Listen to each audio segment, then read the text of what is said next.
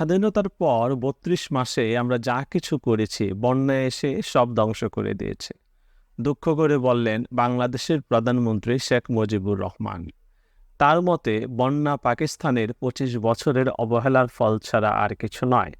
তিনি তীব্রভাবে অস্বীকার করেন যে বাংলাদেশ বন্যা নিয়ন্ত্রণের ব্যাপারে উদ্যোগ নিতে ব্যর্থ হয়েছে, যদিও অধিকাংশ পর্যবেক্ষকই এ বিষয়ে নিঃসন্দেহ।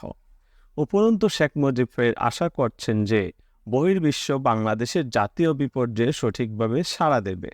গত ২ বছরে কমপক্ষে ৩,৫০০ মিলিয়ন মার্ক সাহায্য দেবার পরও উন্নতির কোনো লক্ষণ না দেখে বহির্বিশ্বের ক্রমশই ধারণা হচ্ছে যে বাংলাদেশ একটা তলাবিহীন পিঁপে। সে যাই হোক, ১৯৭০ সালের প্রবল জলোচ্ছ্বাসের সময় এবং ১২ মাস পরে মুক্তিযুদ্ধের সময় বাঙালিদের আবেদন দুনিয়া জুড়ে যে সাড়া জাগিয়েছিল, সে তুলনায় এবারকার বন্যা পরিস্থিতিতে বিদেশি সাহায্য নেহাত নগণ্য।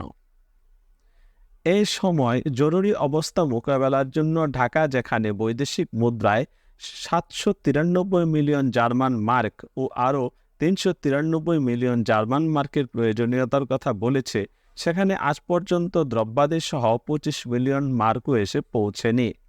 একই সময়ে এই ধারণাও দৃঢ়তর হচ্ছে যে বাংলাদেশ সরকার নিজেদের অক্ষমতা ঢাকবার জন্য স্কেপ গোট খুঁজে বেড়াচ্ছেন এবং বিশেষ করে জনসাধারণের দুঃখ দুর্দশার উপর তাদের নীতি প্রতিষ্ঠিত করতে প্রয়াস পাচ্ছেন।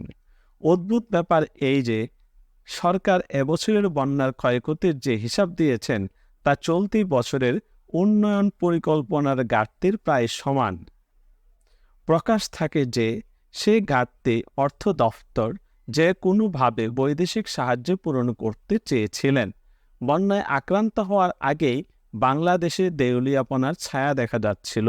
অধিকন্তু ইহা সত্য যে গত জুন মাস থেকেই বাংলাদেশ স্টেট ব্যাংকের গ্যারান্টি সত্ত্বেও বিদেশি ব্যাংকগুলো লেটার অফ ক্রেডিট প্রত্যাখ্যান করে আসছে।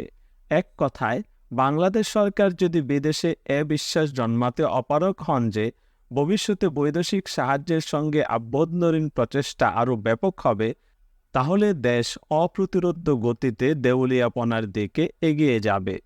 ওয়ার্নার অ্যাডাম, ফ্রাঙ্কফুর্ট এলজেমাইন, পশ্চিম জার্মানি, আগস্ট ২০, ১৯৭৪।